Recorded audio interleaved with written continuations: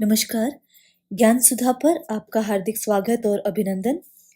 ज्ञान सुधा पर हम हिंदी साहित्य और काव्यशास्त्र से संबंधित महत्वपूर्ण उपविषयों की जानकारी देने का प्रयास यहाँ पर कर रहे हैं और इसका आधार और इसका उद्देश्य जो महत्वपूर्ण परीक्षाएं हैं, चाहे वह असिस्टेंट प्रोफेसर हिंदी परीक्षा हो या कि नेट और सेट जैसी परीक्षाएं, उनकी सामग्री उपलब्ध करवाने का प्रयास यहाँ पर किया जा रहा है।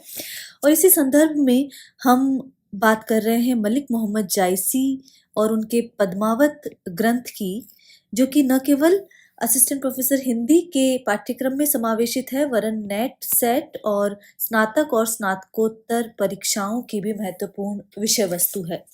इस संदर्भ में हम जायसी के कला पक्ष और भाव पक्ष पर तो चर्चा करेंगे ही, साथ ही पद्मावती का जो नागमती वियोग खंड है उसके व्याख्यात्मक पक्ष पर भी चर्चा यहाँ पर करेंगे। तो नागमती वियोग खंड को जब हम देखेंगे, उससे पहले पद्मावत के बारे में कुछ जानकारी जरूरी है। जैसा कि हम जानते हैं कि मलिक मोहम्मद जायसी निर्गुण भक्ति काव्य धारा के, जो कि उसकी जो प्रेमाश्रयी शाखा है, उसके प्रमुख कवि हैं। तो जब हम भक्ति काल को देखते हैं तो वहाँ निर्गुण भक्ति और सगुण भक्ति दो भागों में वहाँ पर शुक्ल से विभाजित करते हैं और निर्गुण भक्ति काव्यधारा को ही प्रेमाश्रयी, उसकी जो उपशाखा है जिसे ही सूफी काव्य कहा गया, उसके प्रतिनिधि कवि के रूप में मलिक मोहम्मद जायसी को जाना जाता है। यदि जायसी के इनके प्रतिनिधि काव्य को देखें, इनके प्रमुख काव्य को देखें जो कि इनकी अक्षय कीर्ति का आधार है, तो वो ठहरता है पद्मावत। और जब हम पद्मावत को देखते हैं तो उसमें सूफी आराधना के तत्व और लोक जीवन के विविध पक्ष दोनों से संबंधित अभिव्यक्तियां मिलती है। अखरावट और आखिरी कलाम यदि उनकी रचनाएं देखें तो वो साधना परक रचनाएं हैं, जबकि पद्मावत की बात करें तो वहां साधना और लोक जीवन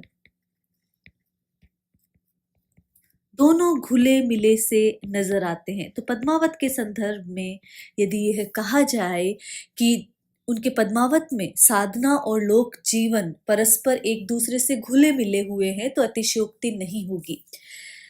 जायसी की भक्ति भावना यदि हम देखें तो वहाँ प्रेम जो है वो केंद्रीय तत्व के रूप में आता है। और पद्मावत में ही यदि हम देखें, जैसा कि हम पहले भी चर्चा कर चुके हैं, तो जो पद्मावती है वो ब्रह्म का प्रतीक है और जो नायक वहां पर है रत्नसेन, वो साधक का प्रतीक है। और इस काव्य ग्रंथ में रत्नसेन का प्रमुख लक्ष्य पद्मावती की प्राप्ति है, अर्थात साधक द्वारा ब्रह्म को पाने का उद्योग इस काव्य में वर्णित किया गया है। लेकिन इस समूची यात्रा में जायसी लोक जीवन के विविध पक्षों को भी समावेशित करने को नहीं भूलते हैं, या कि लोक जीवन के विभिन्न पक्षों को भी उकेरते हैं। यदि और बात करें तो प्रबंध और मुक्तक काव्य की दृष्टि से देखें तो पद्मावत प्रबंधात्मक कृति है, जिसमें इतिवृत्तात्मकता है, कथात्मकता है और इसमें अवधि के ठेठ रूप का प्रयोग जायसी करते हैं। तो ये एक महत्वपूर्ण बात है कि ठेठ अवधि का प्रयोग इसमें किया है। और यदि हम उनके व्यक्तित्व के बारे में यदि जानना चाहें तो जायसी के बारे में जब हम मध्यकालीन रचनाकारों को देखते हैं तो उनके जीवन और व्यक्तित्व के बारे में कोई विशेष जानकारी नहीं मिलती है, और जो मिलती है वो भी विवादग्रस्त है। यदि मलिक मोहम्मद जायसी में मलिक शब्द देखें तो वो इनका कुल नाम बताया जाता है, और जायसी जायस में प्रवास के कारण नाम में आया।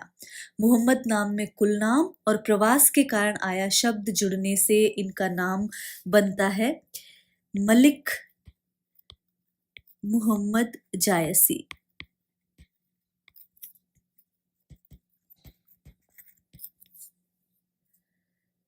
यदि इनके जन्म की तिथि के संदर्भ में देखें तो वहाँ भी मतभेद है, लेकिन अंतः साक्ष्यों के अनुसार जायसी का जन्म वर्ष 870 हिजरी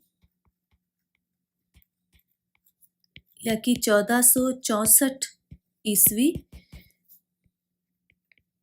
और मृत्यु 949 हिजरी या कि 1542 ईस्वी में मान सकते हैं, कि वो स्वयं कहते हैं भा अवतार मोर 9 सदी 30 बरिस ऊपर कवि बदी। तो ये उन्होंने खुद कहा है कि भा अवतार, अवतार का अर्थ अवतार, मोर 9 सदी। तो जब ये बात कहते हैं तो अंत्य साक्ष्य से ये बात सिद्ध होती है। आखिरी कलाम में जायसी ने जायस के बारे में लिखा है और वो कहते हैं, जो हम बात कर रहे हैं जायस में उत्पन्न होने के कारण जायसी उनके नाम में जोड़ा जाता है।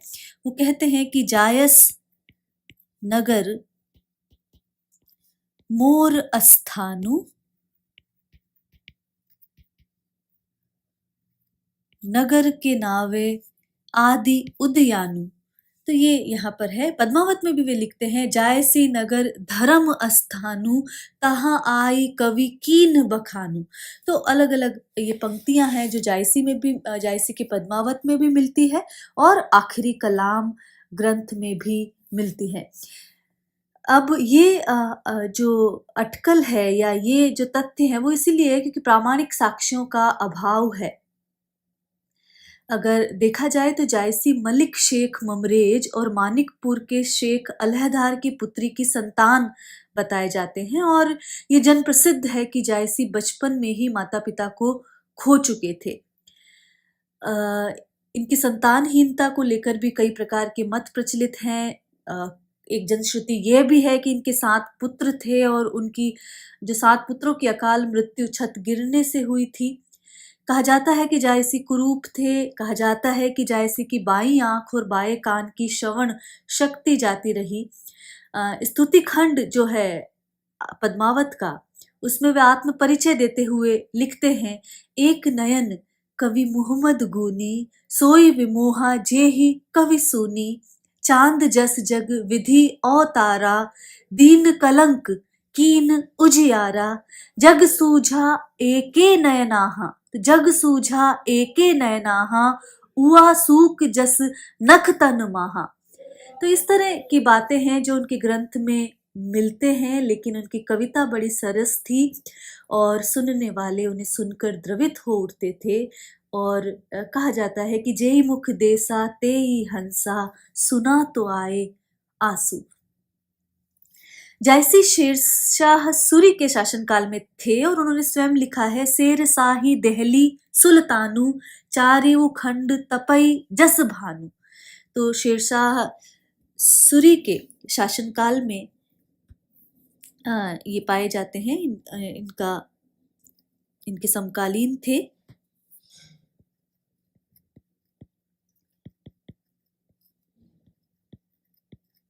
और उसके लिए उन्होंने कहा है कि शेर शाही देहली सुल्तानु, शेर शाही देहली सुल्तानु, चारियों खंड तपई जस भानु। तो पद्मावत के प्रारंभ में जायसी शेरशाह को आशीर्वाद भी देते हैं जब हम कहते हैं कि मसनवी शैली में शाहे वक्त का जिक्र होता है। तो दीन असीस मुहम्मद करहु जुगही जुगराज, बादशाह तुम जगत के जग तुम्हार मुहताज। यदि जायसी के पद्मावत को देखें तो वह स्पष्टतः सूफी मत से संबंधित नजर आते हैं और इनके गुरु के संदर्भ में भी एक राय नहीं है। कुछ लोग सैयद अशरफ जहांगीर जो हैं उनको इनका गुरु बताते हैं, तो कुछ लोग शेख मुहिउद्दीन को इनका गुरु बताते हैं। पर ये दोनों जायसी के गुरु प्रतीत नहीं होते हैं। कुछ लोग शाह मुबारक बोलदे और शाह कमाल को भी इनका गुरु बताते हैं।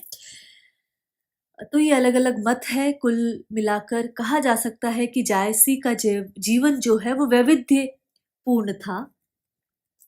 इनके रचना संसार के बारे में हम बात कर चुके हैं। पद्मावत, अखरावत और आखिरी कलाम मुख्य रचनाएं हैं। इनके अतिरिक्त भी कुछ रचनाओं का उल्लेख मिलता है, जिसमें चित्ररेखा, मसलानामा,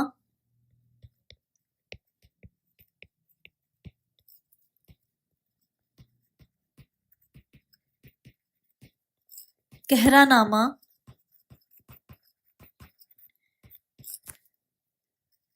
सखरावत,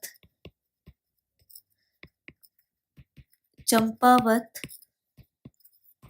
और इत्रावत प्रमुख हैं। लेकिन जो मुख्य रचनाएं हैं वो पद्मावत, अखरावत और आखिरी कलाम, ये प्रमुख रचनाएं हैं। और जायसी की प्रसिद्धि का आधार पद्मावत ही है। अखरावत को यदि देखें तो बहुत सारे जो विद्वान हैं वो जायसी की आखिरी रचना इसे मानते हैं। और अखरावत में वर्णमाला के एक एक अक्षर को ध्यान में रखकर, आखर से संबंधित है तो वर्णमाला के एक एक अक्षर को ध्यान में रखकर सैद्धांतिक विचार प्रस्तुत किए गए हैं। और इस ग्रंथ का प्रारंभ जायसी ने सृष्टि की आदि शून्यावस्था से किया है। वो लिखते हैं, जब न गगन था न धरती सूर्य चांद, शून्य में करतार ने प्रथम पैगंबर मोहम्मद की ज्योति उत्पन्न की। तो वो कहते हैं, गगन हूता नहीं मही हूती, हूते चंद नहीं सूर, से सही अंधकूप मह रचा मोहम्मद नूर। इसी तरह आखिरी कलाम की यदि बात करें तो उसकी रचना शाह वक्त आदि के बारे में जायसी खुद ही लिखते हैं। और वो कहते हैं, बाबर साह छत्रपति राजा, राजपाट उन कह विधि साजा। और रचना के संदर्भ में वे लिखते हैं, 900 बरस 36 जो भये, तब यही कथा के आखर कहे। तो बाबर के समय जो है आखिरी कलाम की रचना हुई, ये स्पष्ट है। इस काव्य में भी वे मसनवी शैली के अनुरूप ईश्वर स्तुति करते हैं। साथ ही उन्होंने भूकंप और सूर्य ग्रहण की भी बात वो करते हैं और जायस नगर का वर्णन भी यहाँ पर उन्होंने किया है। आचार्य शुक्ल के अनुसार जायसी ने अपने आखिरी कलाम को कुरान के अनुकरण पर ही बनाया है। और प्रलय और अंतिम न्याय के दृश्य यदि देखें तो पूर्णतः इस्लाम सम्मत है। इस ग्रंथ में मोहम्मद साहब की महत्ता का विशिष्ट रूप से प्रतिपादन है। तो ये बात आचार्य रामचंद्र शुक्ल कहते हैं। पद्मावत के बारे में देखें तो पद्मावत की रचना के समय में वे स्वयं लिखते हैं, सन 9 से 47 अहे, कथा आरंभ बैन कवि कहे। तो इस तथ्य की यदि व्याख्या देखें तो इसकी अलग अलग व्याख्याएं मिलती हैं। कुछ विद्वान इसे 947 हिजरी या कि 1540 ईस्वी में इस रचना का आरंभ होना बताते हैं। लेकिन आचार्य रामचंद्र शुक्ल ने पद्मावत की कथा के प्रारंभिक वचन का लेखन 1520 माना है। ये शुक्ल की मान्यता है। यदि इस संदर्भ में देखें तो जो शाह वक्त, जो कि मसनवी शैली में जिसका उल्लेख किया जाता है, तो यहाँ पद्मावत में शेरशाह सूरी का उल्लेख है, जिक्र है, जिसमें वो कहते हैं, शेर शाही ढिल्ली सुल्तानू, चारियो खंड तपई जस भानु। और यदि इस तरह देखा जाए तो शेर शाह जो है वो दिल्ली की गद्दी पर 1540 ईस्वी में बैठते हैं। इसलिए ज्यादातर विद्वान 1540 ईस्वी को ही पद्मावत का जो समय है या आरंभ जो है वो स्वीकार करते हैं। तो 1540 ईस्वी को ही मानना चाहिए। यदि काव्य रूप को देखें तो उसके बारे में भी विद्वानों में मतभेद मिलता है। नित्यानंद तिवारी जो है वो इसे रोमांचक आख्यान कहते हैं।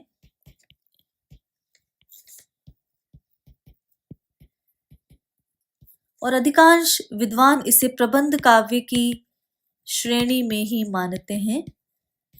पद्मावत एक प्रेमाख्यान है, किंतु इसकी कथा ना तो पूर्णतः ऐतिहासिक कही जा सकती है, ना ही शुद्ध काल्पनिक। और इसके बारे में अंत्यसाक्ष्य भी है कि सन 947 आहा, कथा आरंभ बैन कवि कहा, सिंघल द्वीप पद्मिनी रानी, रतन सेन चित्तौर गढ़ आनी, अलाउद्दीन दहली सुल्तानु, राघव चेतन कीन बखानु, सुना साही गढ़ छेकन आई, हिंदू तुर्कन भई लड़। तो इस प्रकार के तथ्य यहाँ पर मिलते हैं और ये अंत्यसाक्ष्य से ये कथा स्पष्ट होती है।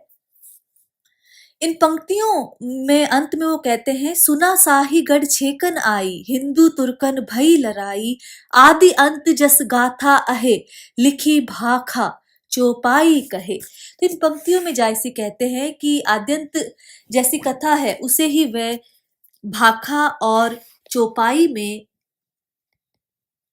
निबद्ध करके प्रस्तुत कर रहे हैं। तो भाखा और चौपाई शैली है। सिंघलदीप की पद्मिनी की कथा जायसी ने सुनाई है और सिंघलदीप की रानी से लेकर हिंदू तुर्क लड़ाई तक विस्तृत इसका आख्यान है। चंद्रबली पांडेय कहते हैं कि पद्मावत की कथा रसपूर्ण और अत्यंत प्राचीन है।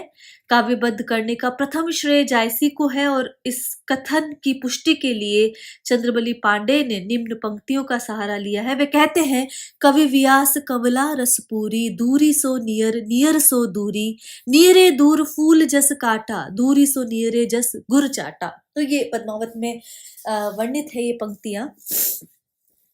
वे कहते हैं कि एक से बढ़कर एक कवि हुए और ये कथा भी रस से भरी पड़ी है, फिर भी किसी कवि से न बन पड़ा कि इस कथा को काव्य का रूप दे। ये कार्य तो मुझ जैसे अहिंदू से ही बन पड़ा है। तो ये यहाँ पर देखा जा सकता है कि जायसी ने पहली बार पद्मावत को यहाँ पर निबद्ध किया है एक कथा के रूप में। तो यहाँ पर इस कथा का कुछ हिस्सा तो ऐतिहासिक है और कुछ हिस्सों की ऐतिहासिकता खंडित भी है। तो इन दोनों इतिहास और कल्पना का सम्मिश्रण यहाँ पर किया गया है। मलिक मोहम्मद जायसी को जब हम देखते हैं तो प्रेमाश्रयी कवियों में जायसी माने जाते हैं और जायसी एक ऐसे समय में हुए जब भारतीय समाज और जीवन में धार्मिक संघर्ष को सांस्कृतिक समन्वय में बदलने की आवश्यकता थी। तो जायसी आदि तमाम सूफी कवियों ने इस सांस्कृतिक समन्वय की प्रक्रिया को आरंभ किया और उसे एक विस्तृत भूमि तक पहुंचाया। मुल्ला दाऊद की जो चंदायन है वो रचना जायसी से पूर्व की, पद्मावत के पूर्व की मानी जाती है। और यदि देखें तो कुतुबन की मृगावती भी इसी से पहले की रचना है। इसके बावजूद कुतुबन जायसी के आसपास के ही रचनाकार है, लेकिन मृगावती पद्मावत से पहले की रचना है। और जायसी में सांस्कृतिक समन्वय की प्रक्रियागत पूर्णता है, उनकी संवेदनात्मक संरचना उच्च भूमि तक पहुंची हुई है और भाषा अपने निर्बाध प्रवाह के साथ है। तो यहाँ पर यदि हम देखें तो जनजागरण के विराट संदर्भों की निर्मिति भी इस पद्मावत में दिखाई देती है। और रामधारी सिंह दिनकर ने संस्कृति के 4 अध्याय और रामविलास शर्मा ने अपनी विभिन्न पुस्तकों में जनजागरण के संदर्भों का उल्लेख किया है, वहां पद्मावत का भी उल्लेख है। तो यहाँ पर इस ग्रंथ में हिंदू मुस्लिम सभ्यताएं और सांस्कृतिक व्यवहार और जीवन किस प्रकार एक दूसरे पर प्रभाव डाल रहे थे, तो उसकी स्पष्ट अभिव्यक्ति यहाँ पर देखी जा सकती है। तो ये पद्मावत के बारे में कि ना तो पूर्णतः काल्पनिक और ना ही पूर्णतः ऐतिहासिक महाकाव्य था। यदि देखा जाए तो पद्मावत में निर्गुण भक्ति की प्रेमाख्यान परंपरा का उत्कृष्ट उदाहरण है। और वहां देखें तो पूरा न तो सांगोपांग रूपक विधान वहां पर नजर नहीं आता है और भक्ति में जिन आध्यात्मिक संकेतों और व्यंजनाओं की बात कही जाती है वो सूफी मत के साथ भी और उसके विपरीत भी अलग अलग दोनों तरह से नजर आती है। वहां प्रेम भक्ति है और इस प्रेम की प्राप्ति की जो साधना है उसकी 4 अवस्थाएं सूफी मत में बताई गई है, जिसमें शरीयत, तरीकत और इस तरह हकीकत और मार्फत, 4 जो अवस्थाओं का जिक्र है, जिसमें पहली शरीयत, जिसमें कि धर्म ग्रंथों के विधि निषेधों का पालन किया जाता है, और दूसरी जहां पर तरीकत, जहां बाह्य कर्मकांड से ऊपर हो जाना, वो अवस्था है। हकीकत वह अवस्था है जिसमें भक्ति के द्वारा सत्य का बोध होता है, और इस अवस्था में भक्त तत्व ज्ञानी हो जाता है। और चौथी अवस्था मार्फत है, और मार्फत में आत्मा का परमात्मा में लीन हो जाना, जिसे सिद्धावस्था भी कहा जाता है। तो ये 4 अवस्थाएं सूफी मत की पूरी साधना से संबंधित है, और इसी आधार पर जायसी की काव्यानुभूति को भी समझा जा सकता है।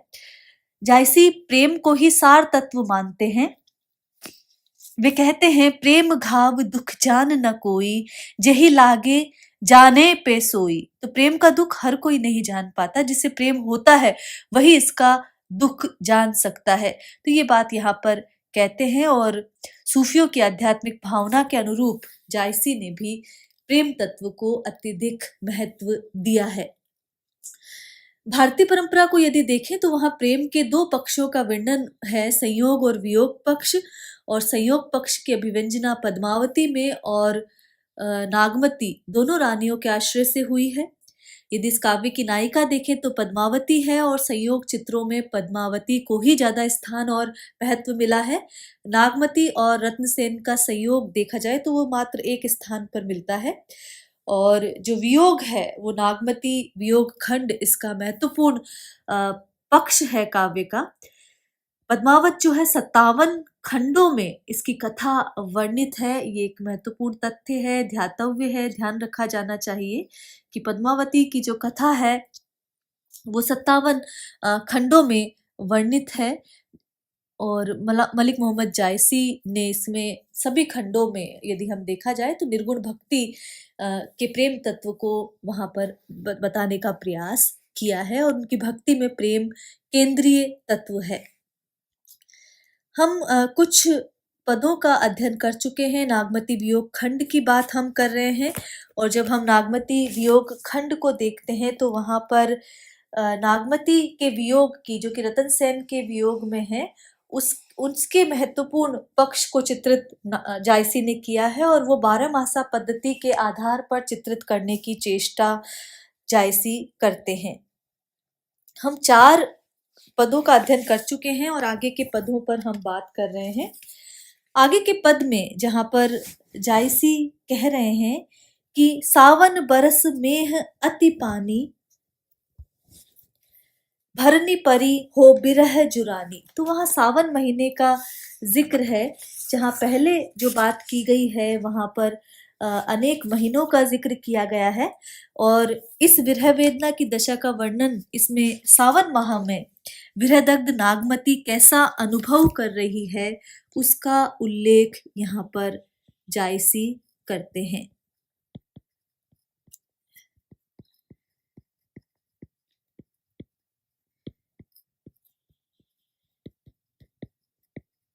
विरहदग्धा नागमती का चित्रण यहाँ पर किया गया है। तो वो कहते हैं, सावन बरस मेह अति पानी, भरनी परी हो बिरह जुरानी। तो सावन का महीना है, वहां पर कवि कह रहा है कि सावन में मेघों से, मेह अति पानी, अति मतलब अत्यधिक, कि सावन के महीने में मेघों से अत्यधिक जल वर्षण हो रहा है, खूब पानी बरस रहा है, अर्थात घनघोर वर्षा हो रही है। ये बात यहाँ पर जायसी कह रहे हैं इस पंक्ति से। भरनी परी हो बिरह जुरानी, तो फिर भी यहाँ पर ये कहा जा रहा है कि खूब पानी बरस रहा है। भरनी का अर्थ है अत्यंत, खूब पानी बरस रहा है, जिससे धरती जल से आप्लावित हो चुकी है।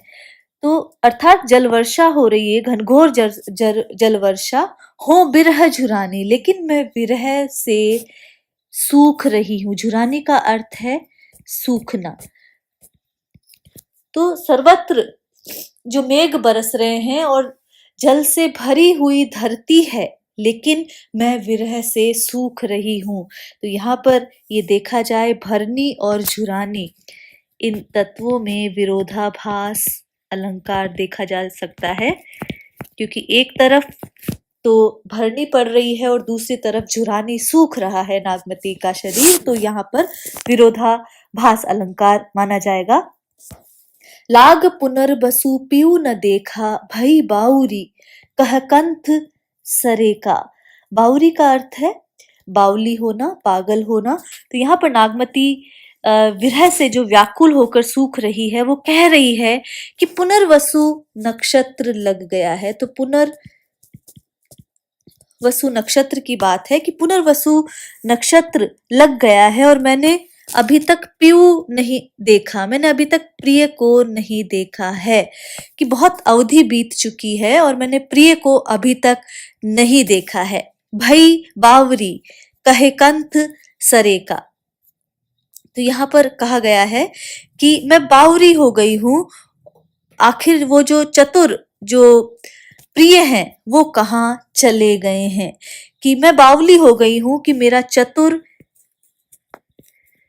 जो प्रिय है, कंथ का अर्थ है पति या प्रिय, वो आखिर कहाँ चला गया है। तो मैं बावरी हो गई हूं कि मेरा चतुर प्रियतम कहाँ है।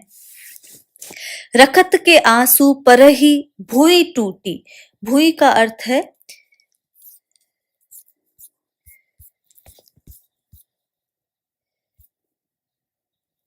रकत के आंसू पर ही भुई टूटी। भुई का अर्थ यहाँ पर पृथ्वी से है, कि मेरी आंखों से जो रक्त के आंसू हैं, वो पृथ्वी पर टूट टूट कर गिर रहे हैं। और रेंगी चली जसबीर बहूटी, और उन्हें देखकर ऐसा लग रहा है जैसे कि जो वीर बहूटियां हैं वो जमीन पर रेंग रहे हैं। तो वीर बहूटी जो हैं, वीर बहूटी बारिश में, वर्षा में निकलने वाला एक जीव है। तो वो जो रकत के आंसू जो पृथ्वी पर गिर रहे हैं, वो ऐसा लग रहा है जैसे कि वीर बहूटियां जो हैं वो रेंग कर धरती पर चल रही हैं। सखिन रचा पीऊ संग हिंडोला, हरियारी भूमि कुसुम्भी चोला। अब जब सावन का महीना आता है तो बगीचों में झूले पड़ते हैं। वही बात यहाँ पर कही जा रही है कि सखियों ने अपने अपने प्रिय के साथ हिंडोला सजाया है, और हरियारी भूमि जो पृथ्वी है वो हर ओर से हरी भरी हो गई है, और कुसुम्भी रंग के जो वस्त्र हैं वो सभी ने पहना हुआ है, ऐसा प्रतीत यहाँ पर हो रहा है। ही हिंडोल अस डोले मेरा, लेकिन मेरा जो हृदय है, ये का अर्थ है मेरा जो हृदय है वो हिंडोले की तरह इधर उधर डोल रहा है, क्योंकि मेरे प्रिय यहाँ पर नहीं है। ही हिंडोल अस डोले मोरा, बिरह झुलाई देई झकझोरा। और विरह जो है वो उसे निरंतर झुलाता रहता है और उससे झकझोरता रहता है। ये बात यहाँ पर जायसी कह रहे हैं कि मेरा हृदय, नागमती के माध्यम से कह रहे हैं कि मेरा हृदय हिंडोले की तरह ऊपर नीचे हो रहा है, और विरह जो है वो झकोले देकर उसे निरंतर झुला रहा है। बाट असूझ अथाह गंभीरी। तो यहाँ पर जो मार्ग है वो असूझ है, प्रिय तक कैसे पहुंचा जाए, वो मार्ग असूझ है, अथाह और गंभीर हो गए हैं। जीव बावुर, और जो हृदय है वो बावला हो गया है। भा फिरे भंभीरी, और उसी प्रकार भंभीरी होकर वो चक्कर लगा रहा है। ये बात यहाँ पर कही जा रही है। जग जल बूढ़ जहां लगी ताकी। तो सावन के महीने में जब भरनी पड़ी है, अत्यंत जलवर्षण हो रहा है, तो जो सारा जल है मैं जहां तक देखती हूँ वो डूब गया है। मोरी नाव खेवक बिनु थाकी, और मेरी नाव जो खेवक अर्थात मल्लाह के बिना अशक्त हो गई है और उसे कोई चला भी नहीं सकता। तो यहाँ पर नागमती एक और कह रही है, चारों तरफ हरियाली ही हरियाली है, वसुंधरा सुशोभित हो रही है, सारी स्त्रियां जो हैं वो कुसुम्बी वस्त्र धारण कर रही हैं। और एक और दूसरी ओर जो मेरी स्थिति है, मेरा मन भी हिंडोला हो गया है, जो पति के विरह में तड़फ रहा है और प्रियतम के वियोग में झूले की भांति दोलन कर रहा है। प्रिय के दूर रहने के कारण उसका हृदय बावला होकर भभीरा सा घूम रहा है। जहां तक मेरी दृष्टि जाती है पूरा संसार जल में डूबा हुआ है, सिर्फ पानी ही पानी नजर आ रहा है। और मेरी जीवन की जो नाव है, रूपक अलंकार है, मोरी नाव खेवक बिनु थाकी, लेकिन मेरे जीवन की नैया बिना खवैया अर्थात प्रियतम के अधूरी है। पर्वत समुद्र अगम बिच बीहड़ घन बन ढाक, किमि के भेंटो कंत तुम्हें ना मोहि पाँव न पाँख। तो यहाँ पर नागमती कह रही है कि हे प्रियतम, तुम मुझसे इतने दूर चले गए हो कि अब मेरे और तुम्हारे बीच अनेक अगम्य पर्वत और समुद्र हैं। अगम्य जिसे पार नहीं किया जा सकता, तो अगम्य की बात यहाँ पर की जा रही है।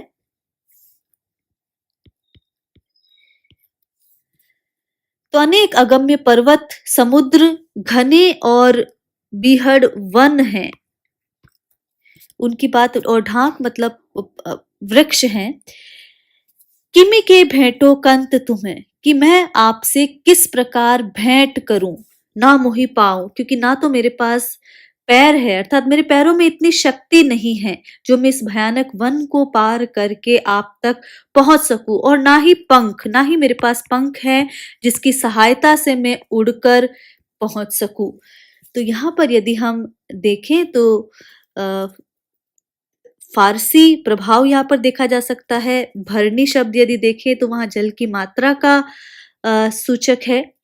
रेंगी चली जस बिरह बहुती, जस बिरह बहुती, तो यहाँ पर उदाहरण अलंकार देखा जा सकता है। तो उदाहरण अलंकार है तीसरी पंक्ति में, ही हंडोला अस मोरे डोला। तो यहाँ देखा जाए तो उपमा अलंकार है। और भरनी पड़ी हो बिरह जुरानी हम कह चुके हैं, विरोधाभास अलंकार है। दोहा चौपाई छंद है, वियोग श्रृंगार है, और अवधि भाषा में जायसी ये अभिव्यक्ति दे रहे हैं। तो यहाँ पर जब हम देखते हैं तो प्रकृति का विरोहोद्दीपन रूप यहाँ पर चित्रित जो जायसी है वो करने का प्रयास कर रहे हैं। और पुनर्वसु और आषाढ़ शुक्ल में लगभग जुलाई में ये नक्षत्र लगता है, और नागमती प्रारंभ में ही कह रही है कि पुनर्वसु लग गया है, लेकिन प्रिय ने उसे नहीं देखा कि नहीं तो मेरे प्रति चतुर है, उसका संकेत अवश्य समझकर वे लौट आते। एक जगह यहाँ पर भंभीरी शब्द आया है, और भंभीरी का अर्थ पतंगा, एक कीट होता है जो वर्षा के अंत में पानी के किनारे घास पर दिखाई देता है और अपने पैरों को हिलाकर भन भन शब्द करता है। उसका जिक्र यहाँ पर जायसी ने किया है। तो ये सावन महीने का उल्लेख जायसी इस पद में करते हैं, और नागमती के विरह की व्यंजना इस पद में हुई है। आज के लिए इतना ही। आगे हम जायसी के पद्मावत के व्याख्यात्मक पक्ष की चर्चा सतत करेंगे। नमस्कार।